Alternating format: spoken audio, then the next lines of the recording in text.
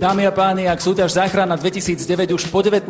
krát spoznala svojich víťazov, je mi cťou, že sme spolu pri tom, že dnešný večer poprvýkrát spoznáme nositeľov či držiteľov nového ocenenia profesionálnych zdravotníckych záchranárov Zlatej záchranárskej hviezdy.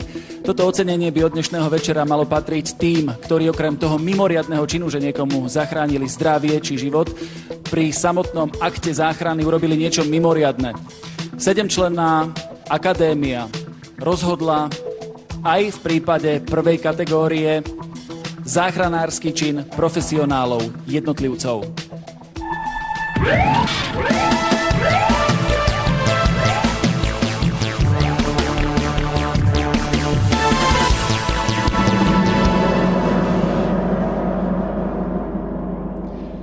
Nominácia číslo 1. Za činnosť na mieste hromadného nešťastia v Polomke 21.2.2009 bola nominovaná doktorka Lucia Gorduličová.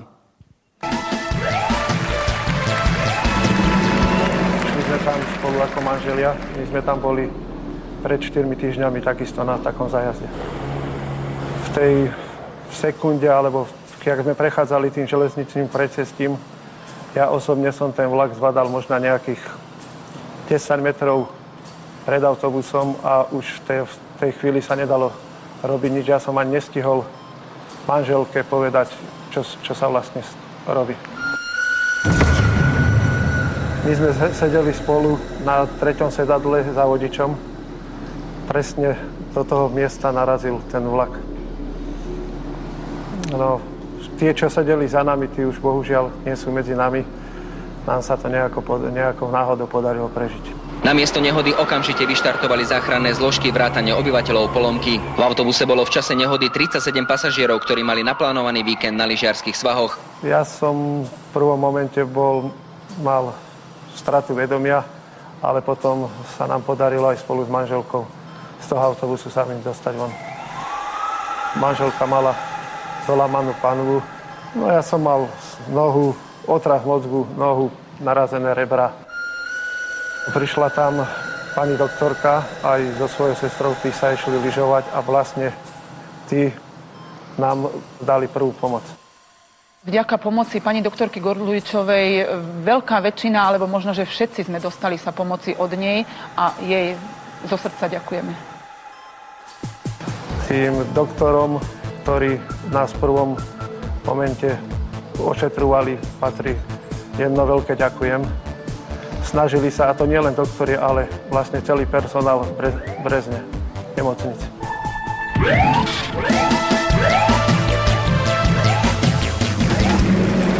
Nominácia číslo 2 za záchranu ľudského života magistra Beata Macejková.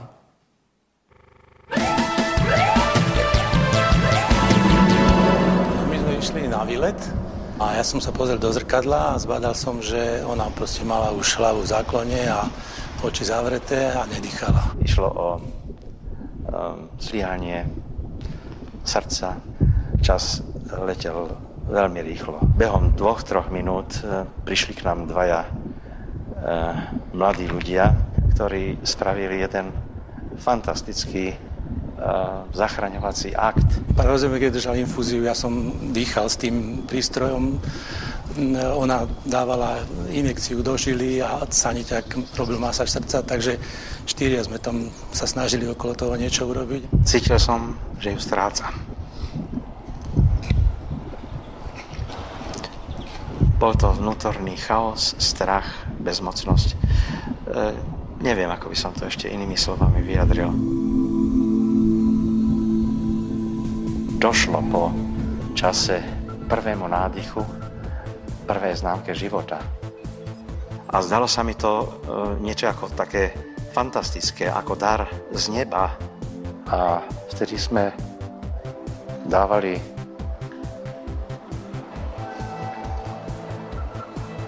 jeden druhému, ona nie, ja, sľuby, že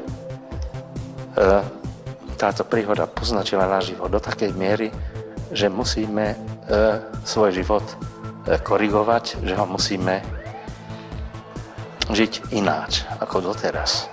Vďaka im, jej osobne aj tomu druhému mladému mužovi, ktorý bol s ňou, za pomoc a zákrok za záchranu. A okrem toho, že mi zostala aj ona, čo je Boží dar.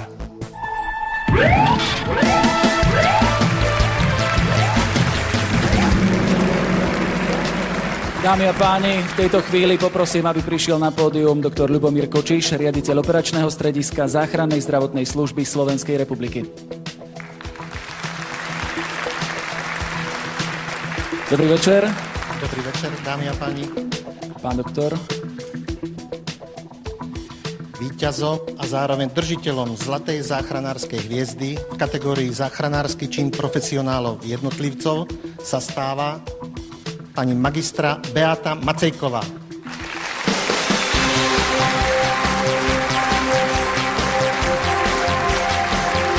Dámy a páni,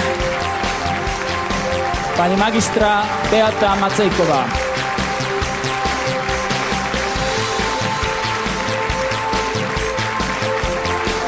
A cenu prichádzajú pani magistre, poďte k nám, pani magistra, odovzdať manželia Rosenbergerovci.